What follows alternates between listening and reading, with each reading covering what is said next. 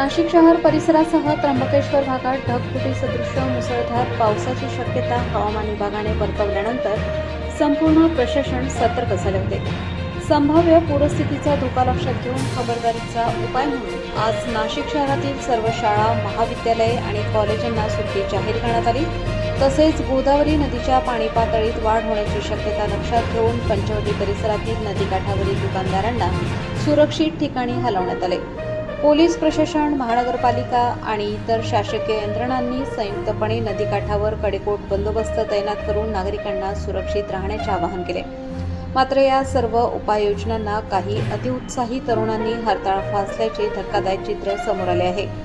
Social मीडियावर viral होत असलेल्या एका व्हिडिओमध्ये एक तरुण गोदावरी नदीपात्रातून मोठ्या वेगाने वाहणाऱ्या पाण्यात उडी मारताना दिसत आहे, तर दुसऱ्या व्हिडिओमध्ये आणखी एक तरुण प्रचंड वेगाने वाहणाऱ्या पाण्याच्या प्रवाहातून चालत दुसऱ्या बाजूला जाण्याचा जीवघेणा प्रयत्न करताना दिसून येत आहे। सुदैवाने या दोन्ही घटनांमध्ये कोणतीही जीवितहानी झाली नाही। मात्र अशा प्रकारच्या बेदरकार कृत्यांमुळे स्वतःचा जीव धोक्यात तर येतोच, शिवाय बचाव कार्यात गुंतलेल्या पोलीस, महानगरपालिका आणि आपत्ती व्यवस्थापन पथकांवरही अतिरिक्त ताण निर्माण होतो। संबंधित तरुण नदीकाठावर आल्यानंतर पोलिसांनी त्याला ताब्यात घेऊन समज दिली आणि भविष्यात अशा प्रकारचे धाडस करू नये असा इशाराही दिला।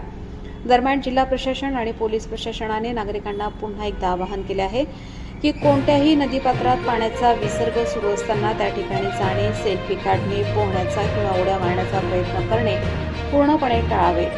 हवामानाचा इशारा आणि प्रशासनाच्या सूचनांचे काटेकोरपणे पालन करावे।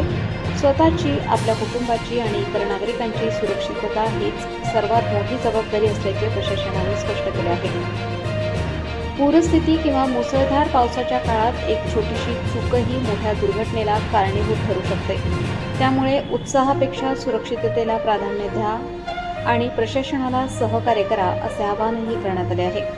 यासारख्या बातम्या पाहण्यासाठी आजच आमच्या चॅनलला लाईक करा, सबस्क्राईब करा आणि पाहायला विसरू नका प्रबंधभूमी महाराष्ट्र न्यूज। प्रबंधभूमी महाराष्ट्र न्यूजसाठी न्यूज इन्चार्ज सुनील बेलदार, नाशिक।